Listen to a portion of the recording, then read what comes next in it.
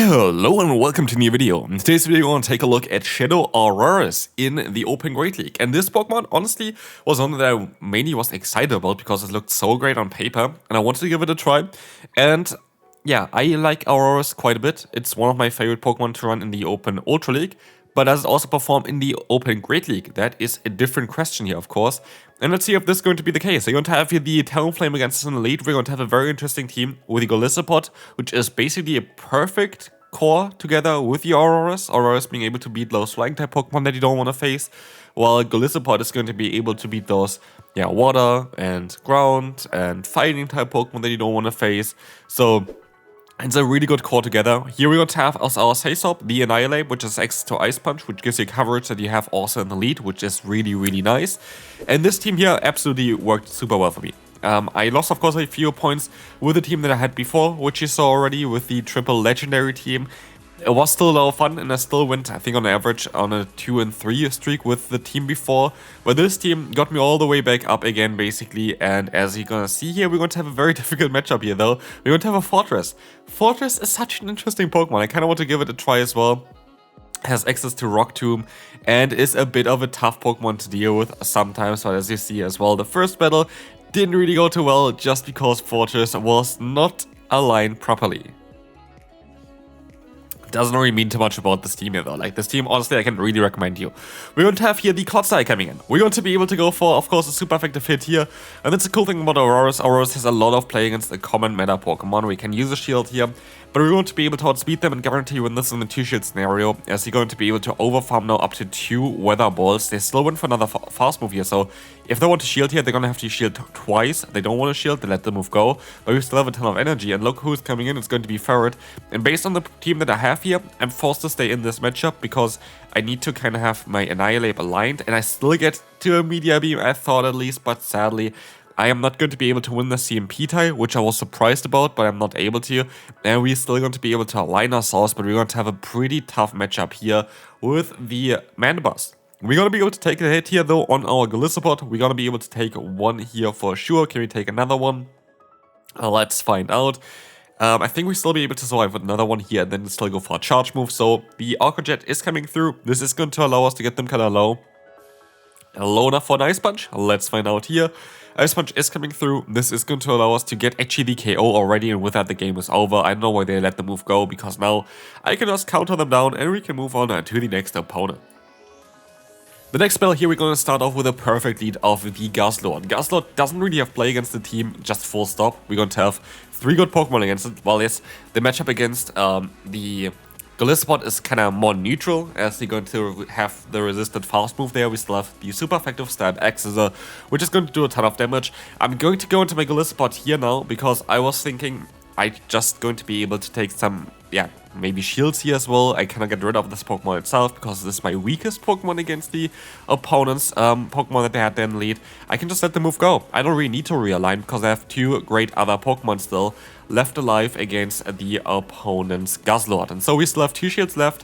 I am going to be able to go for a shield here, fully farm them down, and have a Meteor Beam against whatever is in the back as well. They go for the Overheat, thanks for that. They go into the Clodsire. We don't need the Meteor Beam. We just need 2 Weather Balls. And yeah, 2 Weather Balls is going to be enough kind of here in order to knock out the opponent's Clodsire. Even if it just barely doesn't knock them out and they're going to be able to knock us out, you're still going to be fine. But actually, we're going to play the safe game here of catching the move, because it's either going to be a Stone Edge or the Sludge Bomb, and they, of course, decide to forfeit now. And we can see already on how good this team is going to be here. We're going to have Sensation in the lead. Pretty bad for us, but we have 2 great answers in the back. And we're going to see here already that they're going to have the Marowak. Marowak would have rather had this Pokemon, of course, against my Golisopod, but because they decided to go ahead and let the move go through here, I'm just going to be able to shield once and farm them down, get out of here with energy and realignment, which means the Sand Slash now goes up against the Golisopod, which is a hard wall to them. Like, their moves are all going to be resisted on our Golisopod. They go back into the Sand Slash anyway, which is ridiculous, because now we can go for another Rage Fist, get the shield from them, and put them down into the lowest health range possible. We can take the hit. It is a resistant hit, maybe even non-stab. It's a non-stab drill run here, and they all stop out into their Drapion, where we're still going to be able to at least get some damage onto them as well. We can take one Aqua Tail, we cannot take another one, but we're going to be able to go for a Weather Ball, and we can still get to another Weather Ball before they can yeah, knock us out with 2 more Awkward Tails. Of course, they could still go for another Awkward Tail, but because they decided here as well to overfarm, we just get there in time, get a ton of damage onto them. And I actually decided to use a shield here because the Powder Snow damage here is going to be more than what the Shadow Claw is going to do from my other Pokemon, which means I can now put both Pokemon here into farm down range for our Golisopod, winning us this battle basically immediately. So the next battle here starts off pretty bad. We have a pretty bad lead. We have a Pokemon that's coming in here as well that I don't really want to face like this. It's going to be the Azumarill. This is the thing. Like, I thought this matchup would be a bit more into the favor, basically, of Annihilate. I thought that the second Rangers, they need to shield up, and then we can kind of counter them or whatever. But it looks like that is maybe not the case. Let's see. We're going to be able to go for another Rangers here. This is going to connect, and yeah, they're barely going to be able to still get to another charge move there. I guess if they go for Play Rough instead of Ice Beam, they would be in a range where we would knock them out there, but they're going to have the Malamar in the back, and that's going to be very, very bad for us, because we have nowhere where our Aurorus could have went in this battle. We have Malamar with Superpower, we have Azumarill as a Water-type Pokemon, and we're going to have Corviknight with Iron Head, so we have 2 times double super effective coverage, basically, against our lead, which is going to be basically impossible for us to win with.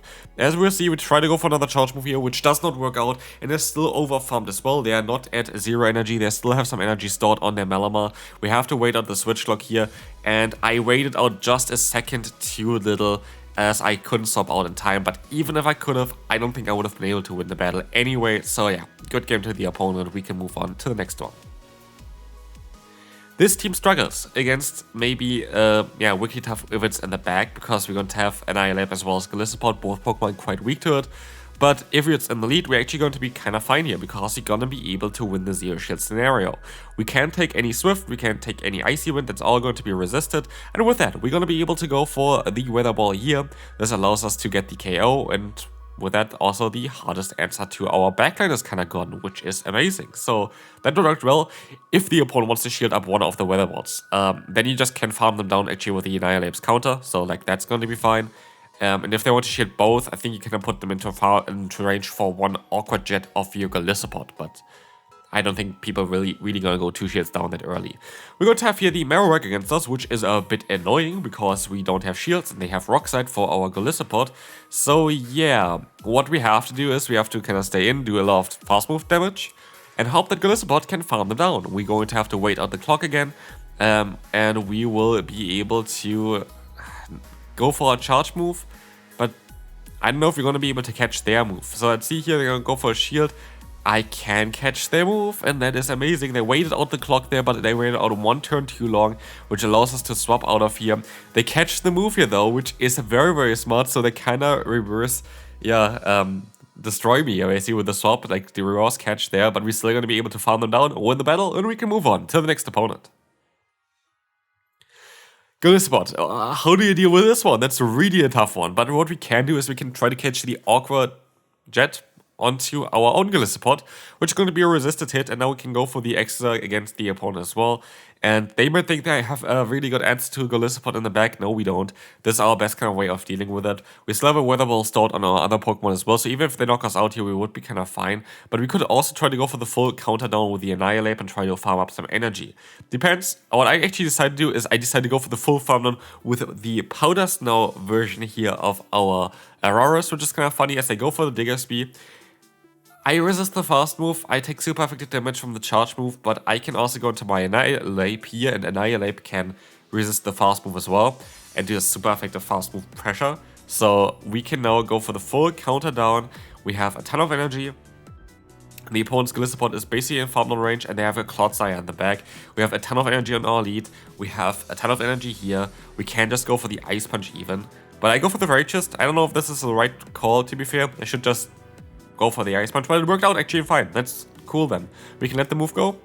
I should let the move go, exactly. As now I can still just go into Aurorus. We have a ton of energy. As long as they cannot catch our move, we're gonna be fine. We do so much damage here with the Weather Ball. We saw that already before. They're needy in range already for that. We can go for another one. Don't think it's going to be enough to knock them, but they can only go for 1 charge move anyway, and that is totally okay for us, as we're gonna be able to farm down the rest of the team. And again, Aurora showcases what it can do. Worst possible lead for the team, and still we were able to come back from that. Chesnaught, great lead for us. We're going to outspeed them. We're always going to be able to win that matchup. They swap out here into the Drapion. And I decided to stay in for a bit too long, I guess. I want to kind of weaken them up before I swap out of here. And that is kind of fair, to be fair, because our entire team is okay against Chesnaught. Our entire team kind of works out quite well against that. And we're going to try to catch the Awkward Tail here onto our Annihilate, which works out super well. So we have now still energy on our lead. We still have our Annihilate kind of healthy. We're still going to be able to farm them down and get some energy here. And Chesnaught comes back in and has to deal now with a Rage Fist or Ice Punch. Let's see here, Rage Fist coming through. Is going to be able to get the shield from the opponent. And I can still reach another Rage Fist in time, which would most likely force the shield from the opponent again. And so there are now 2 shields down, but we are going to be going for the full farm down here. I'm not going to go for any CMP tie. I'm not going to go for anything like that. I'm just going to go for the farm down because now we have a stab, what's called a stabbed media beam, which is going to be super effective here, which is going to do a ton of damage anyway. And yeah, that was definitely the right choice because we're just going to be able to get the KO here quite easily and we can move on to the next opponent. With a jump off in the lead, a great lead for us. Annihilate comes in here. This is the best way of playing that one as well. I can use a shield, I can go for a Rage Fist, I have the Ice Punch for the jump off. That's basically how the team is designed. You kind of want to counter them like this. We're going to be able to go for that Rage Fist here. It's going to do a ton of damage, and we will see here that the farm down is real. The farm down is going to go on here right now. And we have the Ice Punch coming up now against the opponent's jump off. Are they going to let the move go through? Boost it, double super effective Ice Punch. No, they are not. They're going to rather use a shield here. And they have great counting here as well, which is going to be great for them, but we can still go for another Ice Punch. That's going to allow us to get the final shield. We have some energy on our lead, I think, as well still. We get the KO here, actually, which is even better. Feraligatr comes back in. We're going to have our Golisopod, and as long as they don't have Crunch, we should be kind of fine here, taking those hits. But let's see what they have here. They have Hydro Cannon, but actually Hydro Cannon does 2-shot us. That is going to be a bit problematic. So are we going to catch a move here now? Like, Aurorus doesn't have any energy, so we have to kind of do something. We got to catch the move here. Are they going to one-shot us with that? It would be actually amazing, because then we can go for the extra, still get one more fast move in. Can we still reach it in time? We can, and with that, this is going to be a win, thanks to our Exeter on the Golisopod.